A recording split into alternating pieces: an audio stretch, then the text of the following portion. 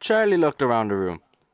When she was a child, it had been her own magical world, and she was possessive of it. Only a few chosen friends were ever even allowed inside. She went to her bed, and said Stanley moving on his track again.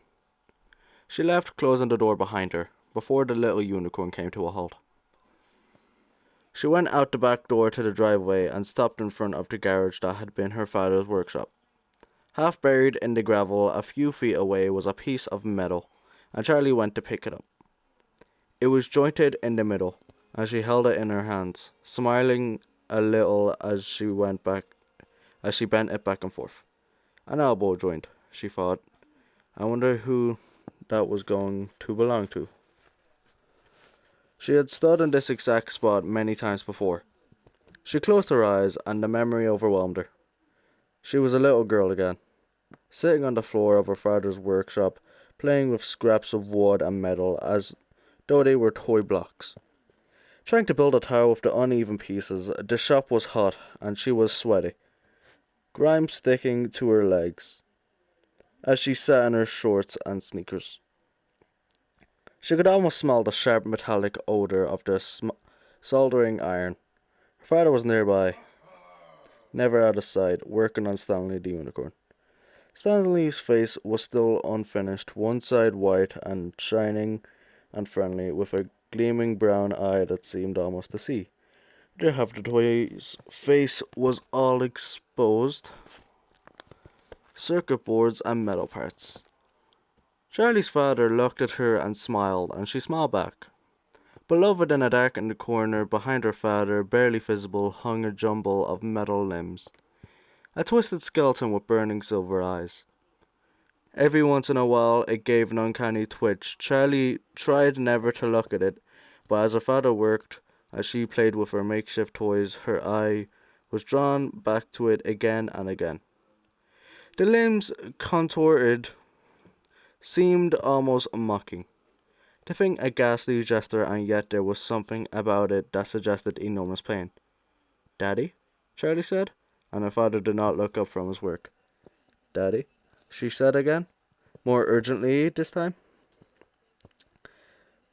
And this time he turned to her slowly, as though not fully present in the world. "What do you need, sweetie?" She pointed at the metal skeleton.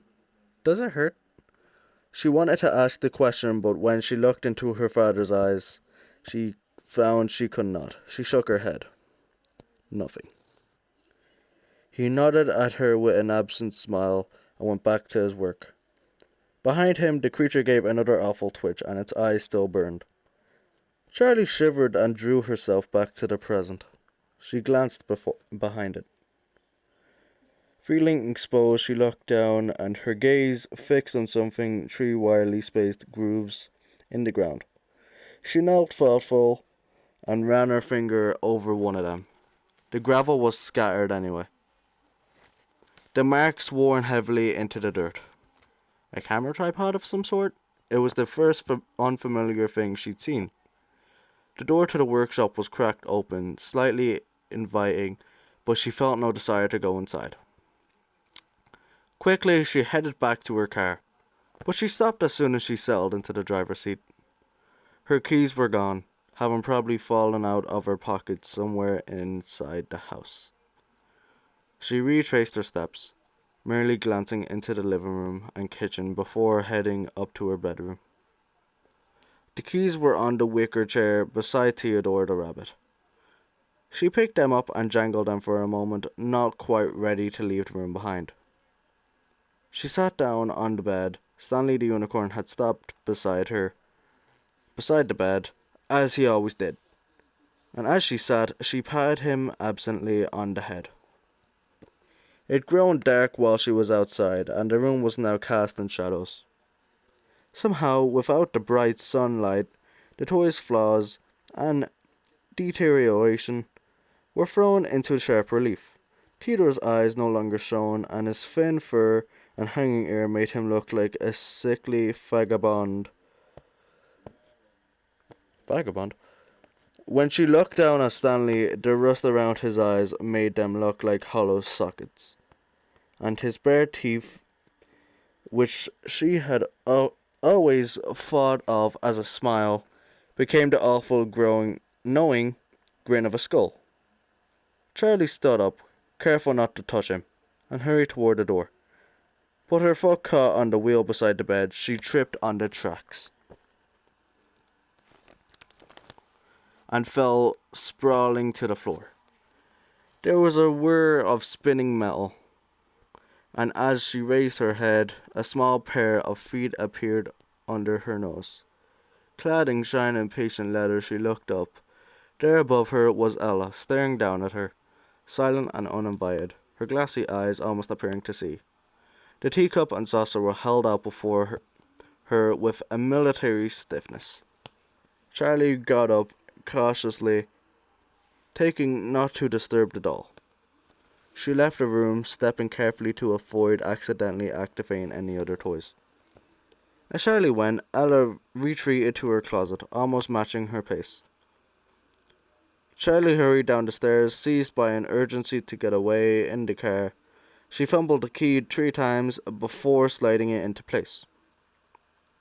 She backed too fast down the driveway, running recklessly over the grass of the front yard, and sped away.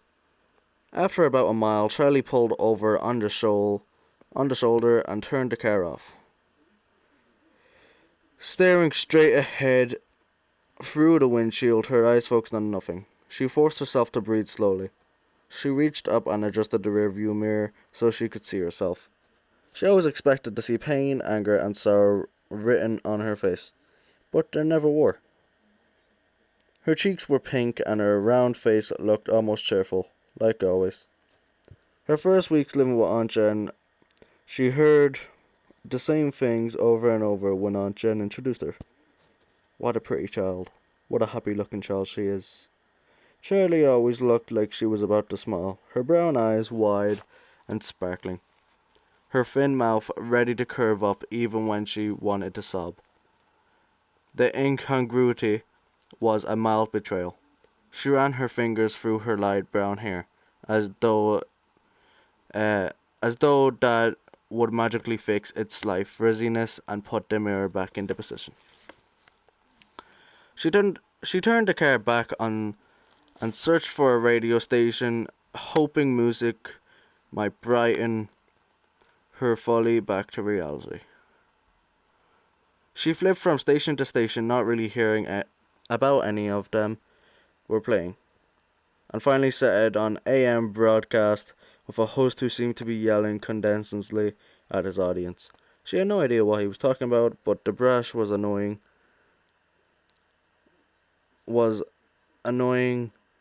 sound was enough to jar her back into the present. The clock in the car was always wrong, so she checked her watch. It was almost time to meet her friends at the diner they had chosen. Near the centre of town, Charlie pulled back onto the road and drove, letting the sound of the angry talk radio host soothe her mind. When she reached the restaurant, Charlie pulled into the lot and stopped, but did not park.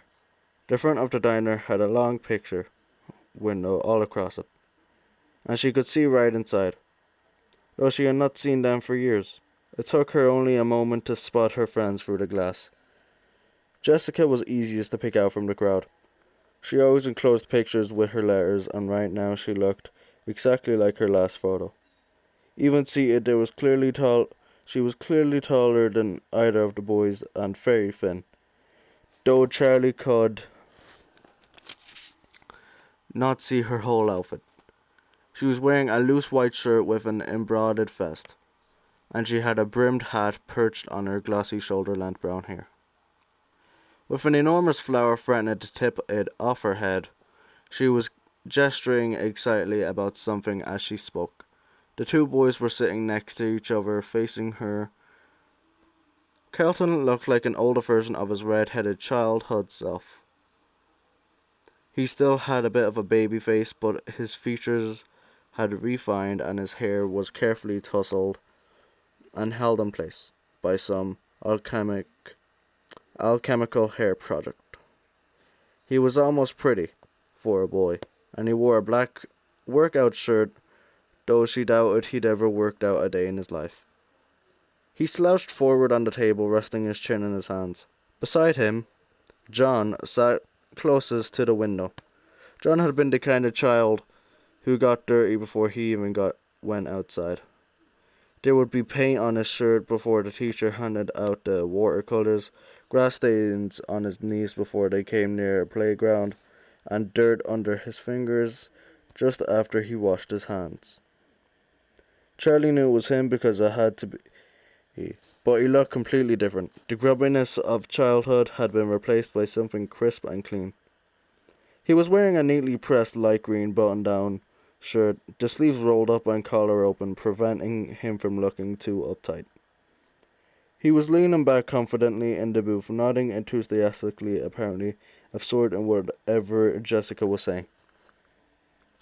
The only concession to his former self was his hair, sticking up all over his head, and he had a 5 o'clock shadow, a smug adult version of the dirt he was always covered in as a kid. Charlie smiled to herself. John had been something like her childhood crush, before either of them really understood what that meant. He gave her cookies from his Transformers lunchbox, and once in kindergarten, he took the blame when she broke the glass jar that held coloured beads for arts and crafts. She remembered the moment when it slipped from her hands and she watched it fall. She could not have moved fast enough to catch it, but she would not have tried.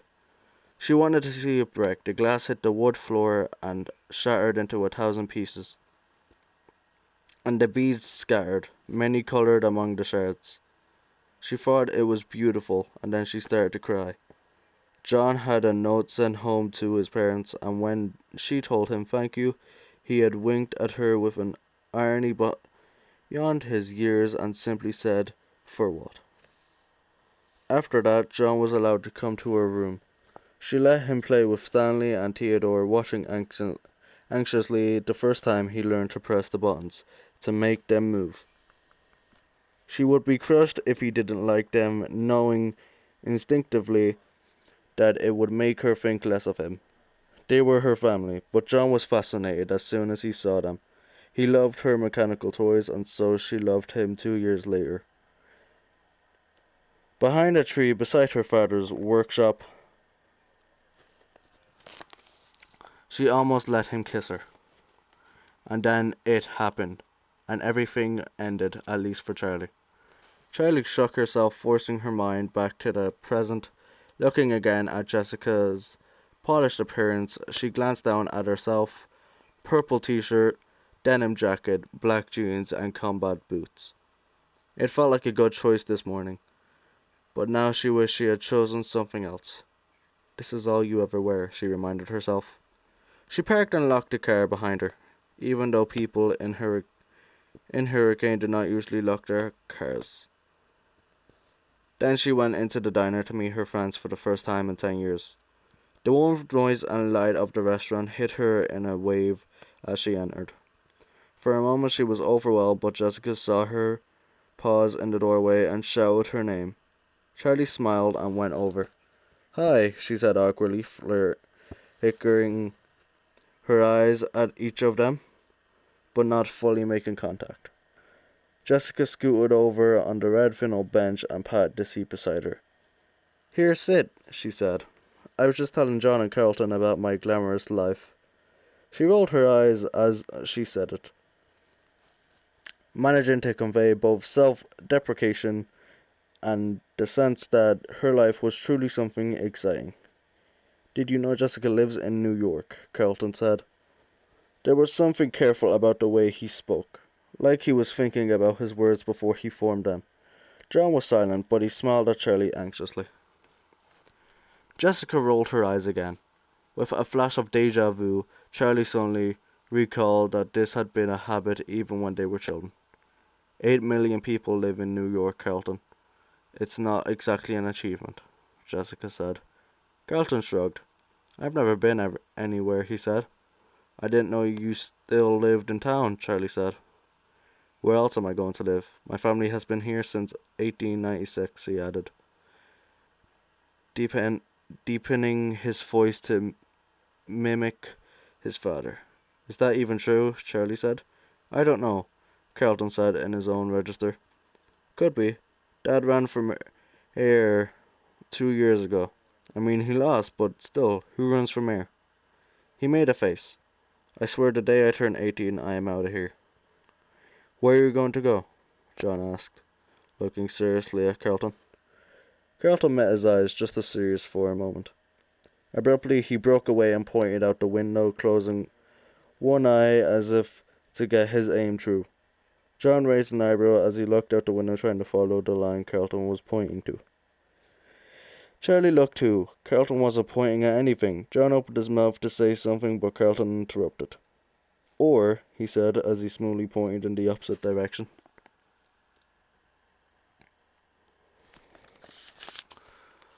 Okay, John scratched his head, looking slightly embarrassed. Anywhere right? He added with a laugh. Where's everyone else? Charlie asked, peering out the window and searching the parking lot for new rivals. Tomorrow, John said. They're coming tomorrow morning. Jessica jumped in to clarify. Marla's bringing her little brother. Can you believe it? Jason, Charlie smiled. She remembered Jason as a little bundle of blankets with a tiny red face peeking out. I mean, who wants a baby around? Jessica adjusted her hat primly. I'm pretty sure he's not a baby anymore, Charlie said, stifling a laugh. Practically a baby, Jessica said. Anyway, I booked us a room at the motel down by the highway. It was all I could find. The boys are staying with Carlton. Okay, Charlie said. She was vaguely impressed by Jessica's organization, but she wasn't happy about the plan. She was loath to share a room with Jessica, who now seemed like a stranger. Jessica had become the kind of girl who intimidated her, polished and immaculate, speaking as though she had everything in life figured out. For a moment Charlie considered back to her old house for the night, but as soon as she thought it, the idea repelled her. That house at night was no longer the province of the living.